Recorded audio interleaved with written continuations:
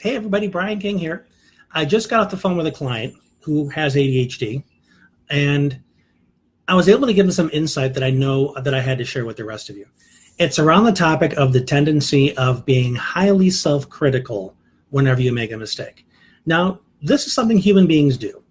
The tendency to say, "Oh man, that was dumb. What were you thinking?" But they're a quote typical person, whatever that looks like, might be able to brush it off more easily and say, well, everybody makes mistakes, no big deal. I'll learn from that, I'll move on.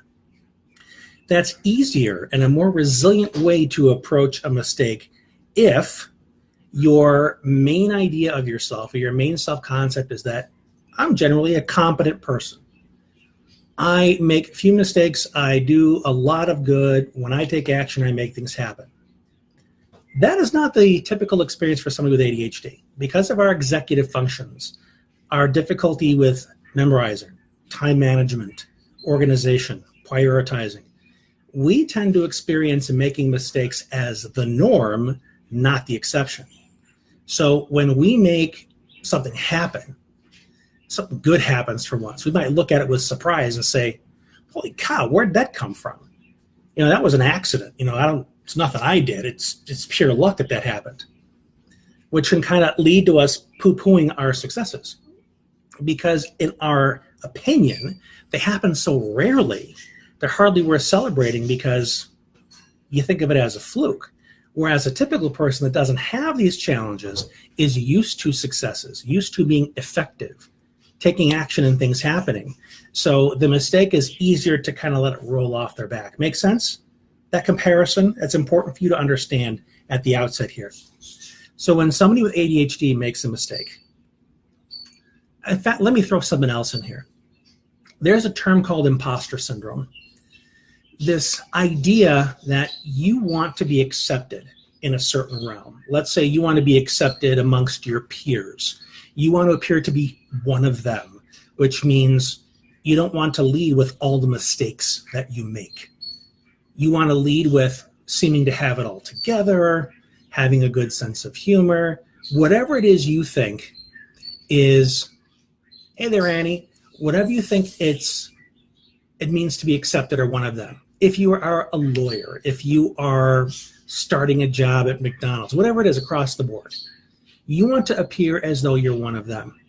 But internally, you feel like you're not good enough. You feel like you don't belong there.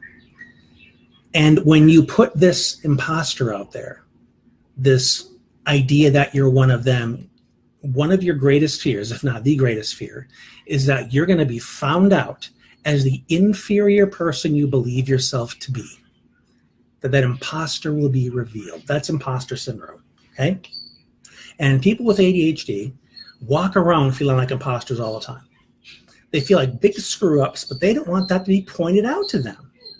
Because they already think like that. They want to have it pointed out to them that they are smart, they're good, they're effective. So what you'll see is they'll get really defensive whenever they're criticized. Because the reason that happens is because it's like, oh my goodness, you're seeing the imposter. You're not supposed to see the imposter. You're supposed to see who I want you to see. So it's a lot easier to be upset. But worst of all is that inner conversation. That merciless beating yourself up, sometimes for days on end because you made a mistake and you're so sick of making mistakes. Just for once, you'd like something to work. So in reviewing this with this client of mine, I offer him an alternative to what he usually does, which is beat himself up mercilessly every time he makes a mistake. And he tried to spin it positively, and I give him a lot of credit for this. He said, but you see, when I beat myself up, it helps me not want to make this mistake ever again. So in a way, it's good.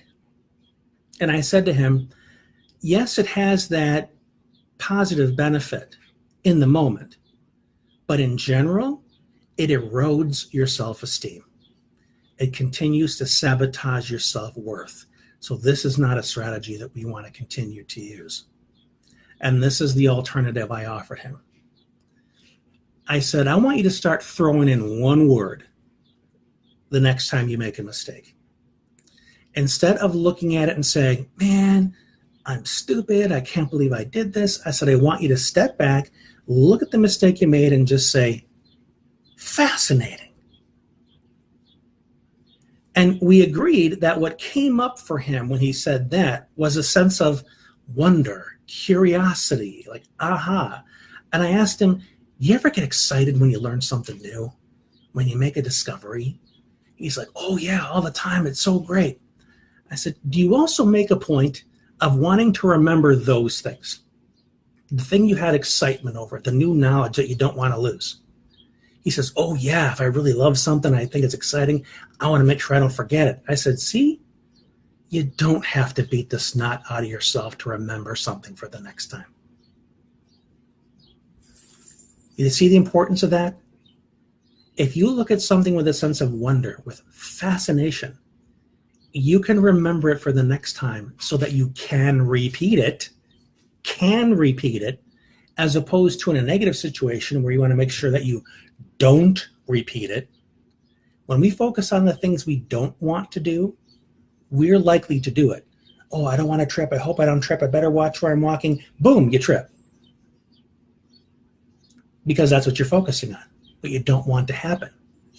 But the flip side of that is when you're fascinated, you focus on what you want to do. You end up creating that. It makes so much more sense to make that shift. And it starts with one word, fascinating. And you do it as quickly as you can. You may not do it immediately upon making the mistake. You may start down that train a little bit, a train of negative thought. But the moment you catch yourself doing it, you stop yourself dead and you go, fascinating. Look at what just happened here. That is so neat. I wonder how this happened. Well, I wasn't paying attention. I was checking my phone or I was drifting off into space and this happened and therefore this mistake. Okay, I see the connection here. Yeah, that's fascinating how that happened. Now, if I wanted a different result next time, what would I need to do? Okay, need to put my phone away, make sure I control the distractions in my environment as much as possible so that I don't have so many shiny objects so I can pay attention here. And then when I do this, I should get a better result. Yeah, I like that. I can go with that. I'm going to remember to do these things next time. Think of it in terms of two train tracks. You have the negative train of thought. You have the fascinating train of thought. What dropping that word fascinating does for you is it allows you to switch tracks like that. You're chugging along. I'm so stupid. I'm so dumb. I can't believe I did this. Fascinating. Switch. You switch tracks. Now this is cool. I learned something here. This is really neat. And it all begins with one word. Fascinating, isn't it? So have some fun with this. And this is just one strategy. Because I have ADHD. I'm 48 years old. My boys have ADHD. The majority of my clients do. And I help them with strategies like this every day. The stuff that you may believe is just the way you are. Oh, I just have ADHD, just the way my brain works. Baloney. If you feel lousy about yourself, if you can't make things happen that you want to happen, it's not because you have ADHD. It's because you don't have the skills, you don't have the mindset to make those things happen even though you have ADHD. That's the key. So if you want better results in your life, you want to make more things happen. You want feeling successful to be the norm as opposed to feeling like a screw up. You and I need to talk because I can help you make that happen. Thank you for watching. I really value your time and attention. This has been Brian. Hopefully we'll talk again soon.